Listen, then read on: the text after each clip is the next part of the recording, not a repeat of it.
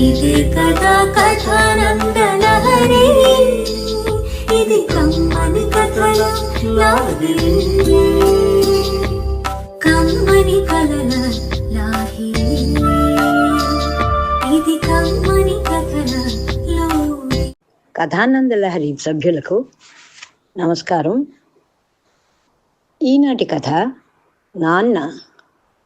రచన చిర్రావూర్ మదన్ మోహన్. సమర్పణ భువనేశ్వరి గోపీనాథ్.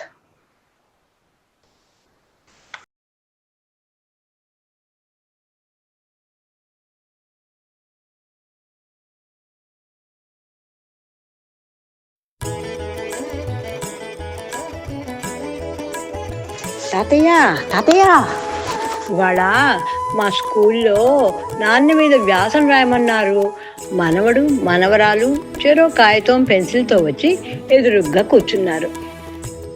వాళ్ళిద్దరూ కవల పిల్లలు, ఒకే ఈడు, ఒకే స్కూలు, ఒకే క్లాసు. రాయమంటే రాయండి అన్నాడు తాతయ్య. నువ్వు మాకు హోంవర్క్లో హెల్ప్ చేసినట్లు ఇందులో కూడా హెల్ప్ చేయి తాతయ్య, మా నాన్న నీ కొడుకేగా. పిల్లలిద్దరూ ప్రేమగా బతిమాలారు. హోంవర్క్ అయితే ఆల్రెడీ టెక్స్ట్ బుక్లో ఉన్న పాఠం, కానీ వ్యాసం అనేది మీరు సొంతంగా సృష్టించే ప్రక్రియ. దీన్ని మీరే సొంతంగా రాయాలిరా. సరే, ఏదో ఒకటి రాసి తీసుకురండి, కావాలంటే ఆ తర్వాత దాన్ని దిద్దటంలో నేను హెల్ప్ చేస్తా అంటూ ఇద్దరిని ప్రోత్సహించి తను తప్పుకున్నాడు తాతయ్య. శని ఆదివారాలు 2 రోజులు స్కూల్కి సెలవు. తాతయ్య మాటల ప్రకారం శనివారం అంతా తల బద్దలు కొట్టుకొని ఓ వ్యాసం లాంటిది కాపోయినా చెరొక 7-8 పాయింట్లు వాళ్ళ నాన్న మీద రాసుకొచ్చారు ఇద్దరు. ఆదివారం పొద్దున్నే నాది ముందు చదువు అంటే నాది ముందు చదువు అని పోటీ పడి తాతయ్యని తొందర పెడుతున్నారు పిల్లలు. ఇంతలో వాళ్ళ నాన్న వచ్చి స్నానాలు కానిచ్చి వెళ్ళి టిఫిన్ తినండి అనంగానే తాతయ్యను వదిలి బాత్రూంలలోకి దూరారు పిల్లలు. తాతయ్య పిల్లలు ఏం రాశారో అన్న కుతూహలంతో ఆ కాగితాలు తీసుకొని మొదట మనవడి కాగితం తీసి చదవటం మొదలెట్టాడు. మా నాన్న చాలా స్ట్రిక్ట్ మనిషి. పొద్దున్నే నిద్ర లేవకపోతే అరుస్తాడు, మార్కులు రాకపోతే తిడతాడు, బయట ఫ్రెండ్స్తో ఆడుకొని ఇంటికి ఆలస్యంగా వస్తే తిడతాడు, సమ్టైమ్స్ కొడతాడు కూడా. స్వీట్లు చాక్లెట్లు కొనుక్కోవడానికి డబ్బులు ఇవ్వమంటే అడ్డమైన చోట్ల నుంచి బయటవి కొనుక్కొని తినకూడదని తిడతాడు.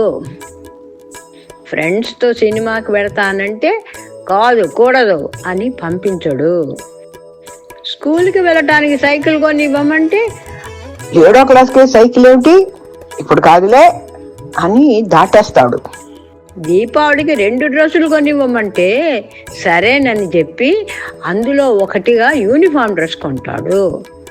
ప్రోగ్రెస్ రిపోర్ట్లో సైన్ చేసేటప్పుడు వాళ్ళకెన్ని మార్కులు వీళ్ళకెన్ని మార్కులు అని ఆరాలు తీస్తాడు. మనవడు వ్యాసంలో రాసిన నాన్నలో తనే కనిపించాడు తాతయ్యకు. తన కొడుకును దాదాపు ఇలానే పెంచాడు మరి తను. కానీ వాళ్ళ నాన్నను మనవడు అపార్థం చేసుకుంటున్నాడేమో అన్న సందేహం కలిగింది తాతయ్యకు. వాడికి వాళ్ళ నాన్న ప్రేమను విడమరిచి చెప్పాలి అనుకొని మనవరాలు ఏం రాసిందో అని మనవరాలి పేపర్ తీసి చదవటం మొదలుపెట్టాడు తాతయ్య. మా నాన్న ప్రేమకు మరో రూపం. పొద్దున్నే లేచి చదువుకుంటే మంచి మార్కులు వస్తాయని చెప్పి లేపుతాడు. మంచి మార్కులు వస్తే మెచ్చుకుంటాడు కూడా. బయటికెళ్ళి ఫ్రెండ్స్తో ఆడుకునే కన్నా వాళ్ళనే మన ఇంటికి పిలిచి ఇంట్లోనే భద్రంగా ఆడుకో అంటాడు. బయట మేము అడ్డమైనవి కొని తినకూడదని మాకు తనే మంచి మంచి మిఠాయిలు, చాక్లెట్లు, పండ్లు తెచ్చిస్తాడు. సకుటుంబంగా నెలకి 2 సినిమాలకు తీసుకువెళతాడు. ఈ 7, 8 తరగతులు పాస్ అయిన పెద్దవాళ్ళం అయిన తర్వాత తప్పకుండా సైకిల్ కొనిపెడతాను అని ప్రామిస్ చేశాడు. దీపావళికి డ్రెస్ కొనిచ్చి బోనస్గా ఓ యూనిఫామ్ డ్రెస్ కూడా కొనిస్తాడు. ప్రోగ్రెస్ రిపోర్ట్లో సైన్ చేసేటప్పుడు నా మిగిలిన ఫ్రెండ్స్కి ఎన్ని మార్కులు వచ్చింది అని అడిగి వాళ్ళకన్నా నాకు ఎక్కువ వస్తే నన్ను అభినందిస్తాడు. మానవరాలి వ్యాసం తాతయ్య కళ్ళల్లో కన్నీరు తెప్పించింది. ఇదే అన్నమాట నాన్నల్ని అర్థం చేసుకోవటం అంటే అనుకుంటూ కళ్ళు తుడుచుకున్నాడు.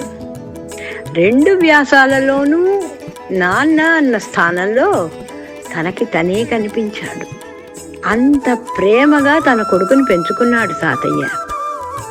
అందుకే ఈరోజు కూడా తన కొడుకు తనకి కావలసినవన్నీ ప్రేమగా ఓ తండ్రిలా సమకూరుస్తూ తనని కూడా ఇంకో బిడ్డలా చూసుకుంటున్నాడు. తన కొడుకుకు 2 పిల్లలు కాదు, 3 తనతో సహా అనుకుంటూ కన్నీరు తుడుచుకున్నాడు నాన్నకు నాన్న అయిన తాతయ్య. నాన్న కథ రచన చిర్రావూరి మదన్ మోహన్, సమర్పణ భువనేశ్వరి గోపినాథ్.